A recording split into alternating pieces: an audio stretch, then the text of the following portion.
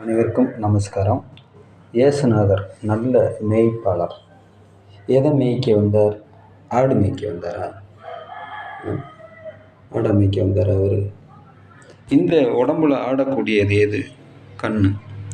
எஞ்சன் உடம்புக்கு சிரசை பிரதானம்னா கண்ணு, மனம், மூச்சு, இது மூணுக்கும் ஒன்றுக்கு ஒன்று தொடர்பு இருக்குது, லிங்க் இருக்குது. அப்போ அவர் எதை மேய்க்க வந்திருப்பார்? இந்த உடம்புல ஆடிக்கிட்டு இருக்கக்கூடிய கண்ணை மேய்க்க வந்தார். கண்ணை நிலை நிறுத்தாமல் நீ மோட்சம்ன்ற ராஜ்யத்துக்குள்ளே பிரவேசிக்க முடியாது.